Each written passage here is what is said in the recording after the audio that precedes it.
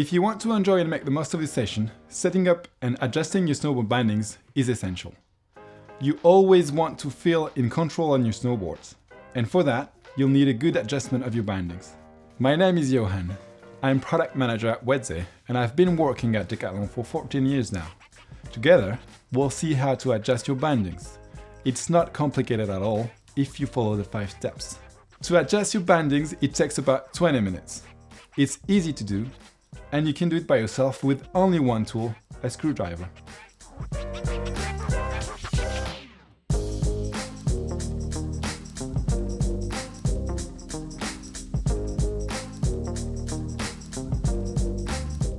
Before setting anything, it's important to know your front foot.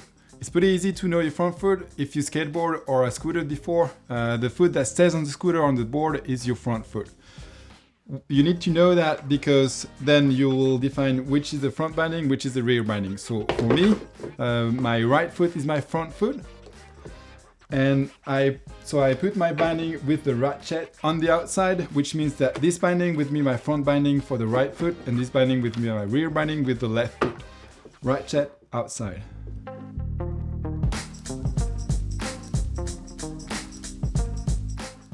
Next step is choosing your stance. The stance is how wide you will put your feet on the board. So you have to play with the insert of the boards. Most of the brands give you a great indication that's called recommended stance, on which you can set up your bindings. If the brand doesn't give you the marking of the recommended stance, an easy tip is to take the measurements between your kneecap and your heel. This will give you a correct stance for your board.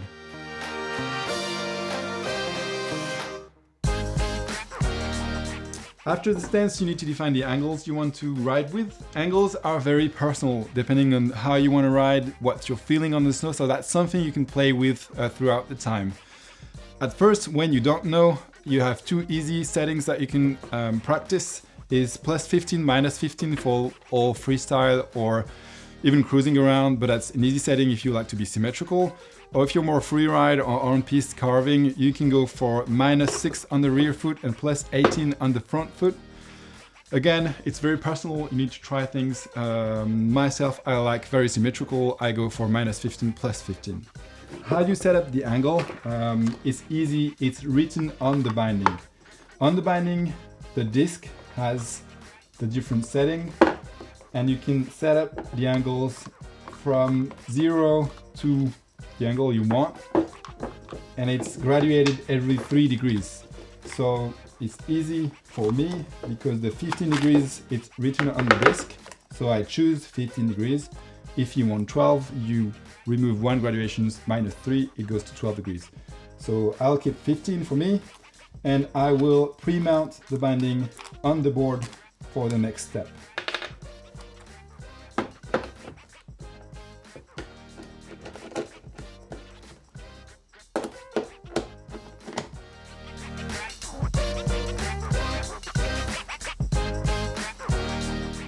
Once I pre-mounted my binding, I'll be able to go get my boots, put it in the binding, and have a quick check to see if it's centered on the board. To easily do that, you just go on the front or the back of the board, and you can check if the front of the boots and the back of the boots is symmetrical with respect to the board. If it's not symmetrical, you can then work on the disc and push your binding forwards or backwards to make sure the front of the boots and the back of the boots are symmetrical with respect to the board. Once you're happy with the symmetry of your boots on the boards, you can fully attach your binding to your board and putting the rest of the screws. It's important to tighten your screws diagonally, so the binding is tightened symmetrically on the inside and the outside. No need to actually put a lot of strength in the screwdriver, just what it needs. But not too low as well. It's always good to practice with a small screwdriver with you when you ride the first sessions, so you can adapt the setting of the binding while on the snow. Once this is done, on this binding, I will put back the pad, which is also the gas pedal of the binding. You have 3 settings for this one, depending on the size of your boots. Again, you can either do it because you know that you have a large boot, a small boot, or medium boots, or you can do it by just putting the boots on the binding. And as you can see here, if I choose the smaller setting, and I put my boots, I have a lot of the boots that getting outside of the binding, so I will want to choose the larger setting of the 3 settings. So I choose the larger setting, I put back the screw in it,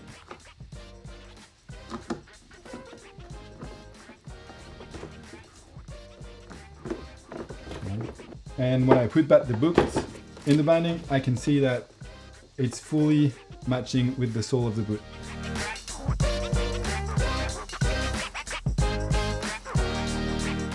Now that you've attached your binding to the board, you can now set up the straps adjusted to your boots.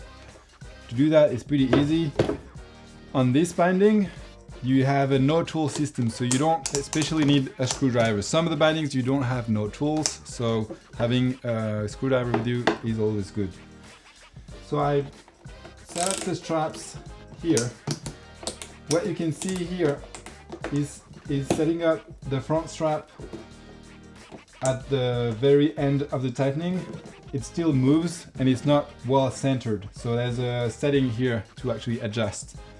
As I said, this binding is no tool, so you have a small cap here that you can lift and use as a lever to actually screw and unscrew. If it's too tight or anything, you still have a screw head here, you can use a screwdriver. The no tool is pretty useful when you're on the slope, you don't have any screwdriver with you. So I unscrew everything. I just adjust which hole I choose to actually put the setup of the strap. And I do some trial and errors to find out how can I actually set up my strap so it's centered on the tip of the boots and it's well tightened in the binding. You know that your binding is well adjusted to your boots when you have extra length at the end to tighten more your boots while you're on the slope. That will add extra support.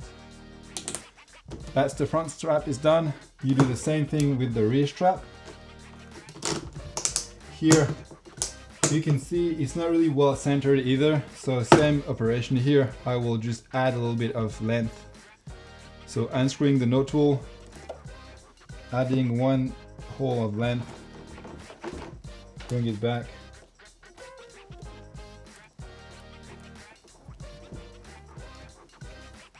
closing the cap and checking strap is centered on the boots. It's perfectly set up. Make sure, even if you have no tools, to check before every session or every once or twice that it's well tightened, because it can sometimes unscrew itself and you can lose it, and a session without a rear strap is not a happy session. In the case your boots still doesn't match the lowest setting of your bindings and it's still too small, on this specific binding you have tips where you can actually switch the front strap from a forward position to a backward position. That will give you an extra smaller setting for smaller boots. It's specific for this binding. Check your own binding for any little specific setting that you can find that will help you make sure the boots is well adjusted to the binding. Once you've finished setting your bindings, on some of the bindings you have extra settings. On this one, for example, you have the lean forward. This will allow you to move your spoiler back and forth at an angle, which will change your position on the snowboard. It's mostly comfort setting depending on how much you want control on your board or comfort while riding. So now we are done setting up our bindings. As you saw, it's really simple and quick to have the right setup, but it's important to take some time to do it for the safety of your riding as well as your comfort on the slope. If you have any interrogation, any questions, or anything that you don't know how to set up on your binding, you still can go to a snowboard workshop and see a professional who will help you. Again, the right setup will allow you safety, and when you're ready, you can enjoy your session.